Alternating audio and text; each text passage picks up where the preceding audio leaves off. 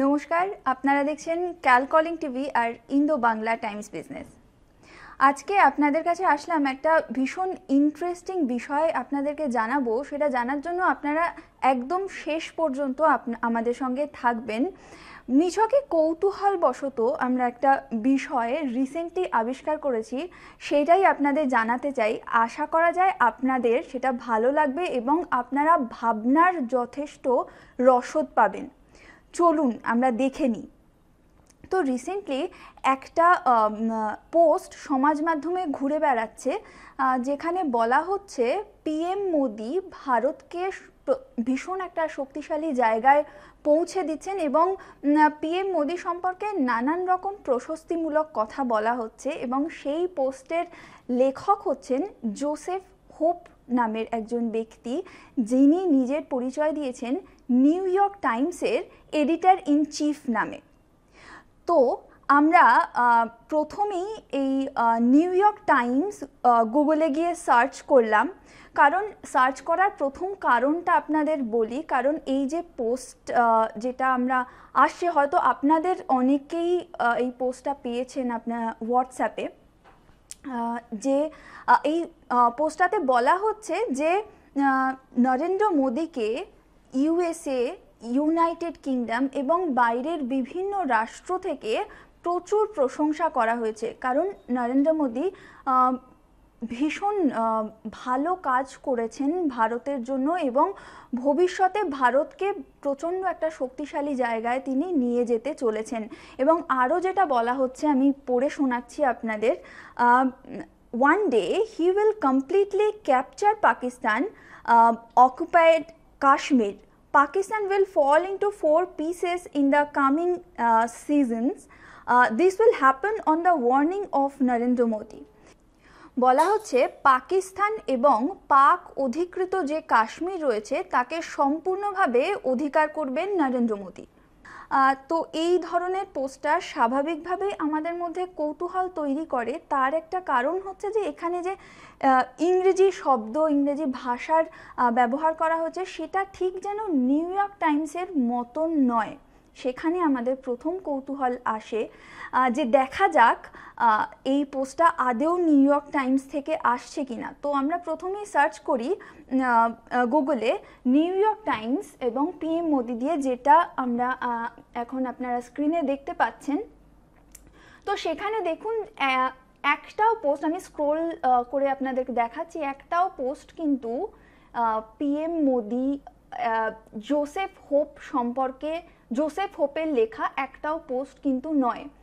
যেখানে আমরা সার্চ করেছিলাম new York Times PM Modi, এখানে আপনারা যদি লেখাগুলো পড়েন তাহলে আপনারা এটা দেখতে পাবেন যে পিএম মোদি সম্পর্কে যা যা কথা বলা হয়েছে সেগুলো কিন্তু খুব একটা মোদির অনুকূলে যাচ্ছে না। এবং তারপরে আমরা সার্চ করি new York Times Joseph hope দিয়ে, তখন যে লেখাটা বেরোয় সেটা কিন্তু ভীষণই চমকপ্রদ। আর যেটা বলার জন্য আজকের এই ভিডিওটা করা, সেই এখানে আপনারা দেখতে পাচ্ছেন নিউ ইয়র্ক টাইমসের লোগো দেওয়া রয়েছে, সেই বিখ্যাত লোগো। এবং এইখানে সেই পোস্টটা যেটা নিউ ইয়র্ক টাইমস থেকে করা হয়েছে সেটা আমি আপনাদেরকে প্রথমে পড়ে শোনাবো।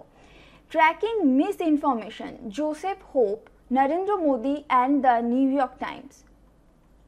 We are aware of misinformation circulating online about our coverage of Prime Minister Narendra Modi of India.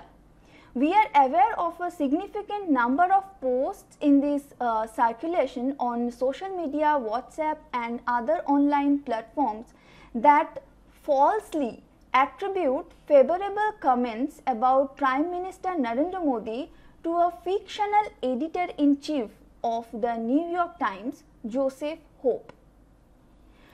তো এখানে যেটা বলা হচ্ছে যে এই ক্যারেক্টারটা জোসেফ হোপ, এটা কিন্তু সম্পূর্ণ ফিকশনাল, অর্থাৎ কাল্পনিক। এরকম কোনো নাম, এই নামে কিন্তু কোনো এডিটর ইন চিফ অর্থাৎ সম্পাদক নিউ ইয়র্ক টাইমসে নেই। এবং পরের প্যারাগ্রাফটাও পড়ে শোনাই। This quotes are and related posts and images are fabricated and untrue as of January 2024, the executive editor of the New York Times is Joseph Kahn. There is no other current or former editor by the name of Joseph Hope at the Times. মানে এখন যিনি editor in chief রয়েছেন তার নাম Joseph কান, এবং আগেও new York টাইমসে Joseph hope নামে কোনো এডিটর ইন চিফ কিন্তু ছিলেন না। অর্থাৎ নিউ ইয়র্ক টাইমস থেকে পরিষ্কার বলে দেওয়া হচ্ছে এই যে নিউ ইয়র্ক টাইমসের নাম দিয়ে এই যে সমস্ত এই যে লেখাটা ঘুরে বেড়াচ্ছে সমাজ মাধ্যমে, হয়তো আপনার কাছেও এই লেখাটা গেছে, এটা কিন্তু সম্পূর্ণ ভুয়ো এবং এর সঙ্গে নিউ ইয়র্ক টাইমসের কোনো রকম কোনো সম্পর্ক নেই। তো আমরা এটা খুঁজতে শুরু করেছিলাম নিছকই কৌতূহলবশত, সেখান থেকে যে এত বড় একটা তথ্য বেরিয়ে আসবে এটা কিন্তু আমরা কল্পনাও করতে পারিনি।